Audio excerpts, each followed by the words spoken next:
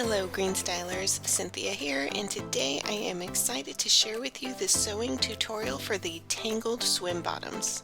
While the main construction is relatively simple, the amount of options via color blocking are incredible. And the nice thing is that all of the color block options are laid out for you in terms of which pieces to cut out and the stitching order for all 18 views. Here are the exact pieces you'll need to cut to make view 11 front, 18 back with a contoured waistband. For all other views, follow the Cutting the Pieces guide found on page 10 of the tutorial. View 11 front has 6 total pieces, and I have to say that cutting them out using my projector was incredibly easy because every view is laid out just like this on your projector view. First, you'll cut out 2 of piece F9, the center asymmetric lower front. Then 2 of F10, the center asymmetric upper front. Note that the dotted cut line at the top is for the lower rise, and make sure to mark notches on all your pieces. Next, cut 2 of piece F11, the side front panel. Again, noting and cutting on the higher or lower rise line and marking all notches. For the back view, I've chosen 18, which has 3 pieces. First is piece B1, the symmetric full back. Be sure to note and cut along your coverage cut line and also your rise option cut line. Cut 1 of piece B3, the symmetric color blocked back. Make sure to mark your notches. Use the same cut lines as B1. And finally is piece B4, the back side panel. Again, make sure to mark your notches and use the correct cut line.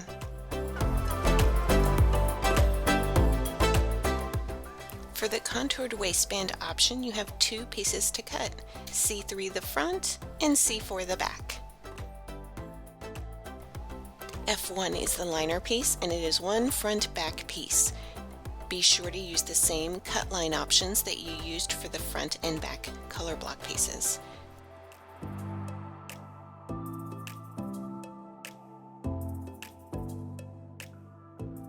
Let's put the front together.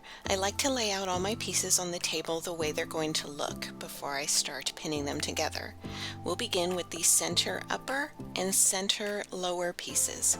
Flip one onto the other, aligning them at the center vertical seam, and pin in place. Stitch with a stretch stitch or serger and a 3/8 inch seam allowance.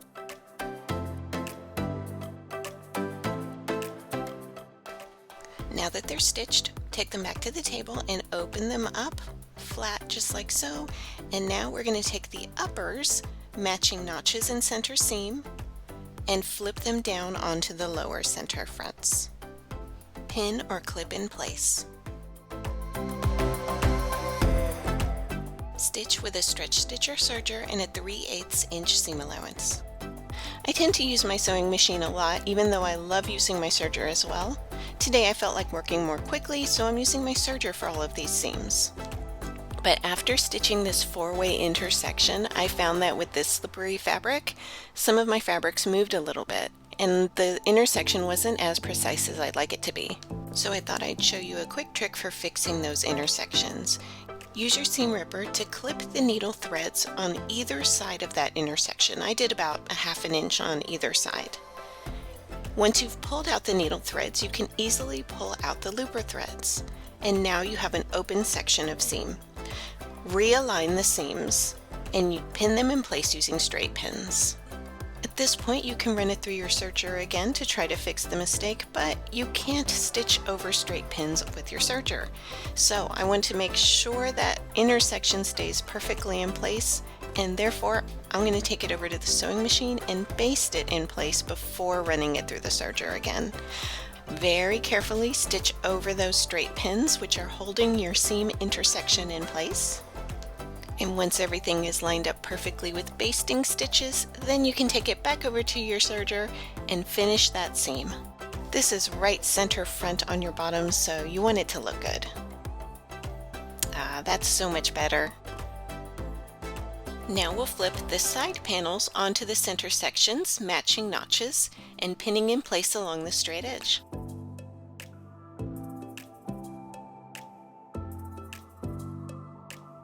Stitch with a stretch stitch or serger and a 3/8 inch seam allowance.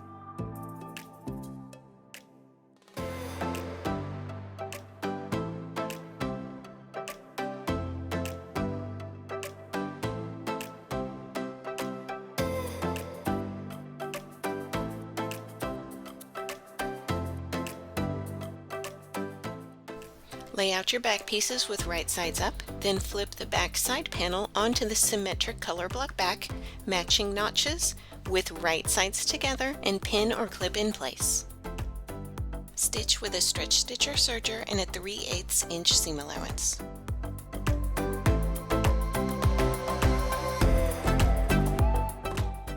Now that they're stitched, open up the pieces and we are going to flip the symmetric full back onto the piece we just stitched, aligning at the center back seam, pin or clip in place.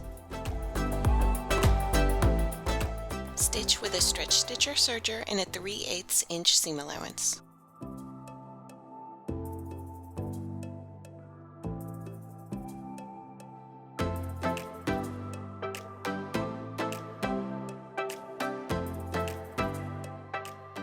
Now that the front and back are constructed, we'll place them with right sides together and lining them up at the crotch seam. Pin or clip in place. If your liner is in 2 pieces, do the same for your liner pieces. We're going to stitch with a stretch stitch or serger and a 3/8 inch seam allowance. Lay your main pieces and your liner pieces on the table with right sides facing up as shown, and then fold them in half with right sides touching and lining them up at the side seams. Pin or clip in place along the side seams.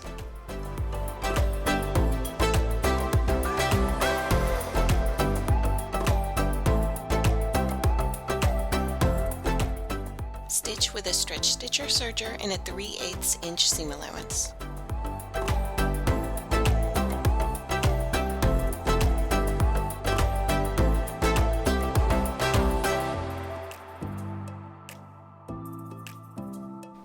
Turn just the main piece right sides out.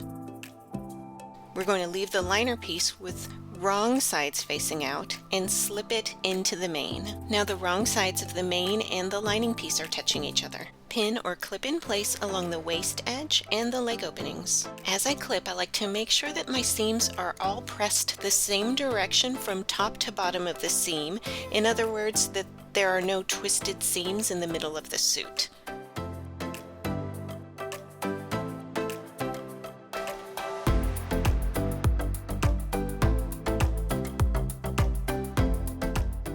Baste in place.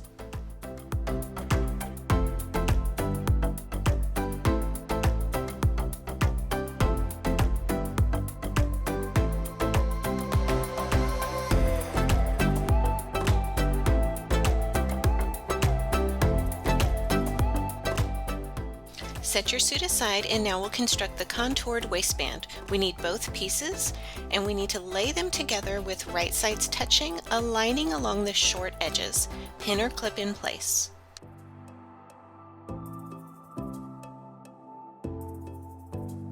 Stitch with a stretch stitch or serger and a 3/8 inch seam allowance. Although I used my serger for most of the construction, I'll be using my sewing machine for this step, and I have a neat little trick to help make the top edge of the contoured waistband even more flat and smooth. The reason I like using my sewing machine for this step is because the seams can then be pressed open for the side seams of the waistband, making it just a little extra special, streamlined. But I discovered that if I take some scissors and clip into that seam allowance right at the center point of the waistband, which is going to be the top of the waistband, when I press those seams open, it makes for an even flatter fold at the very top edge of your waistband. I got really excited when I did this and then pinched it right here to feel it. It just felt like such a perfectly smooth fold. It's the little things that get us excited, right? So after you have stitched both sides, fold the whole thing in half so you have one folded top edge and then you have both raw edges along the bottom. You may find it helpful to base the bottom edge of that waistband and also mark the center point. Now slip the bottoms into the waistband so that right sides are touching and aligning those raw edges. Match the center front, center back, and side seams, pinning them together all along that raw edge.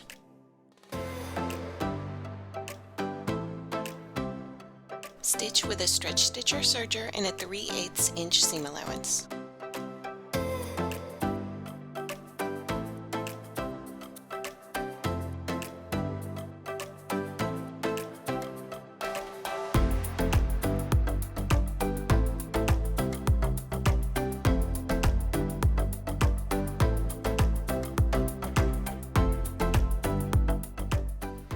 you've cut your leg elastic, overlap the ends by 1/2 inch to stitch it into a loop.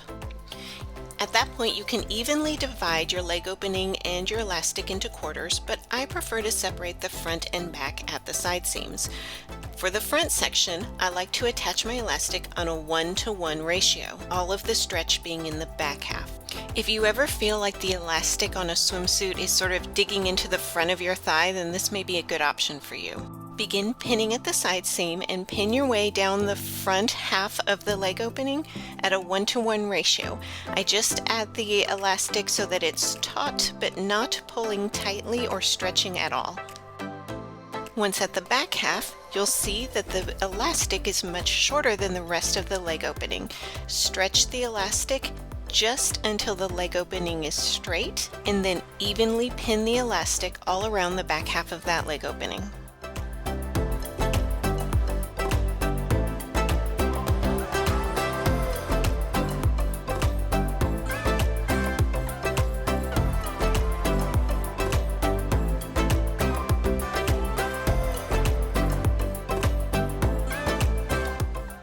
Stitch with a stretch stitch or serger and a 3/8 inch seam allowance. I'll be using a zigzag stitch with a 3.0 width and 3.0 length.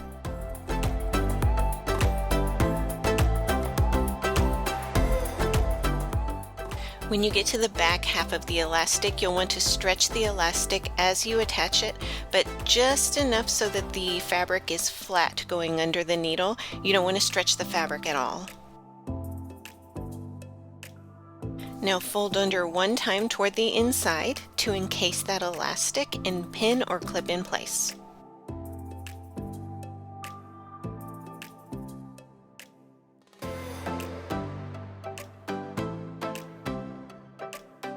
Top stitch in place. You can use a zigzag stitch with a slightly wider and longer stitch length like I am, or you can also use your cover stitch or twin needle. Stitch as close as you can to the raw edge on the inside of the suit. That's what I'm checking right there. Stitching away from the fold and closer to the raw edge on the inside will help prevent that folded edge from trying to flip out on your suit.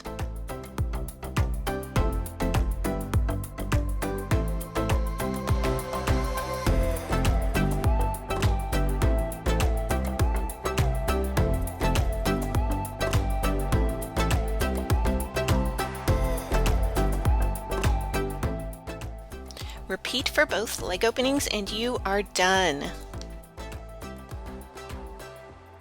Congratulations on completing your Greenstyle Tangled swim bottoms. This pattern offers so much opportunity for exploring your creativity. We can't wait to see what you've created. Please be sure to share your makes over social media using hashtag #GSTangledSwim, and we will be on the lookout for your makes. Until next time, happy sewing from all of us at Greenstyle.